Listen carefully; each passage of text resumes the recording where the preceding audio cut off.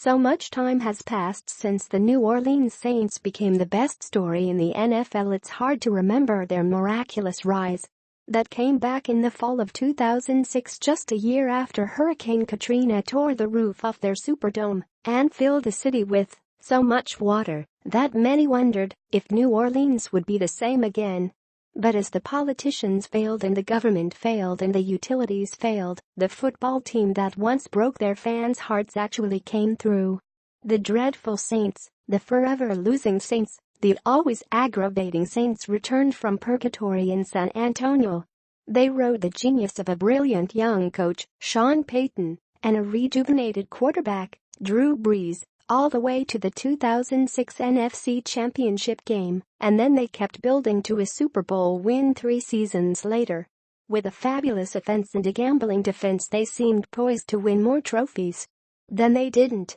The defense failed, and then came Bountygate and Payton's year-long suspension, and a whole lot of 7 to 9 seasons during which Brees threw for a lot of yards, and the Saints' defense couldn't stop anybody.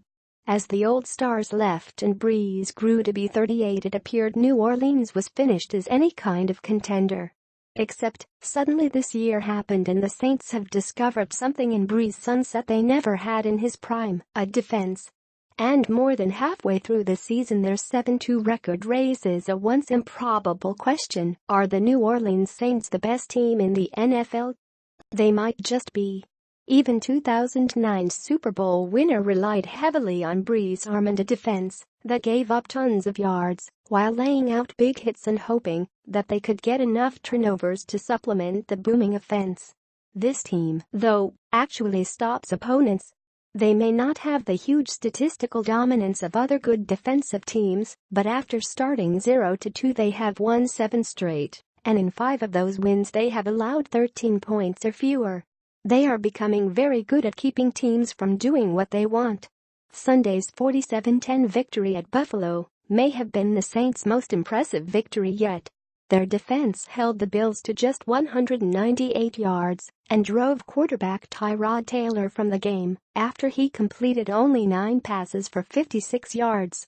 That alone makes this unit unlike Payton's teams of the past. As Brees has aged, New Orleans have pounded teams with a relentless running attack. And that looks nothing like the team that used to throw and throw and throw as the points rolled up. On Sunday, both Mark Ingram and Alvin Kamara ran for more than 100 yards, and together they had 4 touchdowns. Brees only had 184 yards passing. "We came out, and we wanted to impose our will," Kamara told reporters after the game. "Make no mistake, this is still Brees' team. He is playing one of his most efficient seasons and remains near the top of the list of the NFL's top passers this season. He has grown into more of a game manager, but the best quarterbacks adapt, as do the best coaches. And while this might not be a stereotypical Sean Payton team tearing up the NFC South, he may be doing one of his best coaching jobs yet. And the Saints may be about to become the NFL's best story once more." The Niners finally won their first game this season, and the young head coach, who many believe will become a top offensive mind like his father, also got his first NFL victory. The wait must have felt endless. San Francisco came into Sunday's game against the New York Giants 0-9 with what is supposed to be a rebuilding team. But as woeful as the 49ers have been this season, they may have found a team even worse. The Giants look lost. Inside Tom Brady's strange pseudoscience, bioceramic sleepwear and neutral ash. Read more. San Francisco quarterback C.J. Beathard threw for 298 yards and Carlos Hyde ran for 98 as the Niners trampled the Giants' defense for 474 yards. As a result, New York dropped to 1-8 despite a good game from quarterback Eli Manning, who fought off rumors he may lose his job with 2 touchdown passes and no interceptions. The Niners' pleasure in victory was dampened by the death of wide receiver Marquise Goodwin's son earlier on Sunday.